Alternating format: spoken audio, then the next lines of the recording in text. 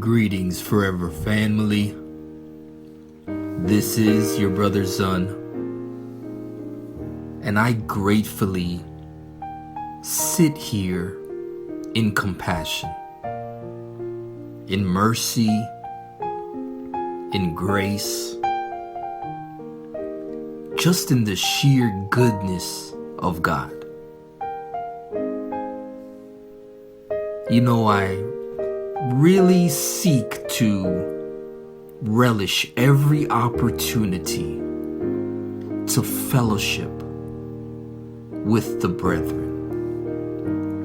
And today, I was able to share a few precious moments with one of our sisters. And during this conversation, I really attempted I believe that's the best way of putting it, to share the idea of servantry, what it is to be an heir to this wonderful salvation. And the reason for all this, I believe, was God was actually leading me to today's topic. The idea of a perpetual due. This thought actually stems from God speaking to me, specifically in verse 9 of chapter 4 in today's treatment. And this is where he tells me about how he made himself, or he offered himself up for me by creating or being my most holy portion.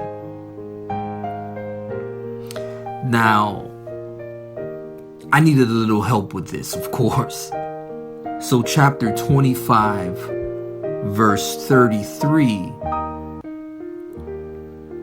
was God giving me a little bit more to help form this thought and idea.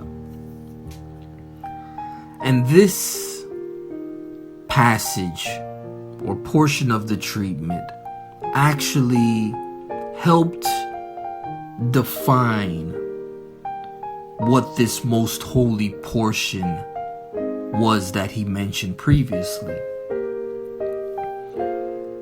And the thought is that he became edible as my high priest. He apportioned himself out, something that I could digest, in the form of his son. Now, this amazing God, in my opinion, had to,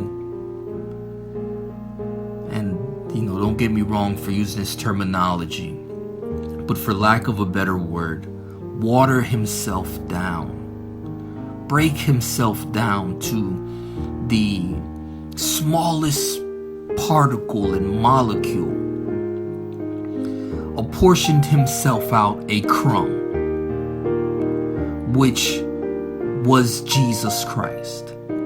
Now, this crumb is more than enough to fill and satisfy and feed all, both the children and the dogs.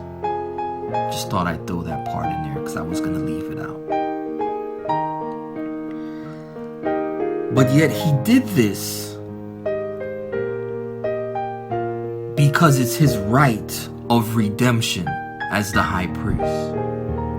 He had a right to reclaim what was always originally his. And so,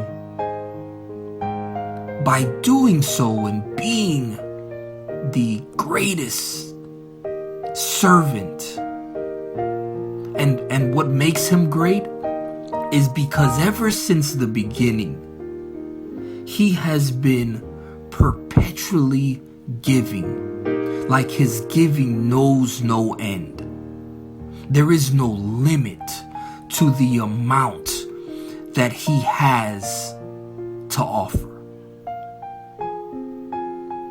So I'm there, and don't mind me, I'm now going to act out a scene from my conversation between my Lord and I.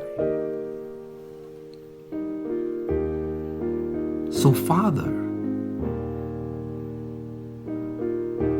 why would you do something like this? Why would you choose to do it this way? Oh yeah, Lord, I remember. That's a silly question. I apologize. Your ways are past finding out. It's just too much for me to understand. Wait, my son.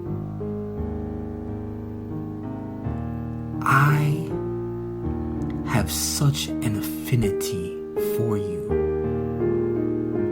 I long to be in relationship with you in the most intimate of ways, that I obligated myself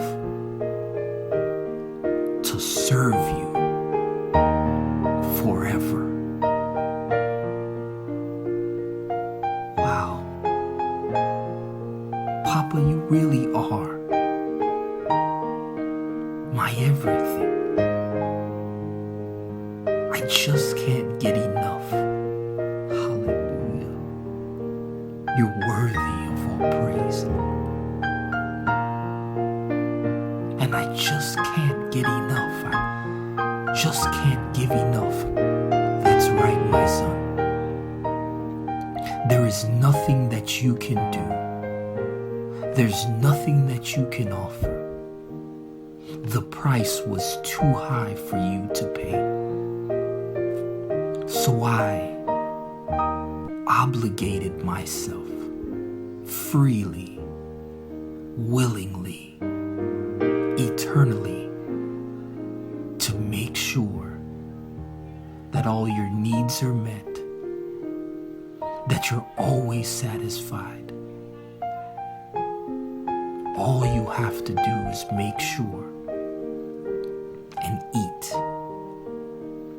of me. Partake of me, digest me, make me a part of you, so that you can be a part of me. And by doing so, we will be together for all eternity. Now that last part there, that was just a little freestyle. It just happened that it rhymed. And you know what? That's fitting. Because this thing I got with our Father is tailor-made for me. He deals with me. I get to deal with him in a way that is relatable, without him ever changing. Hallelujah. Those praises just rise up from the inner wellspring, and he's worthy. So if I can find meaning in all of this, it would be that forever and ever and ever, I will never lack for anything, because God is a most holy portion, and he has committed himself to eternally being of service to his own.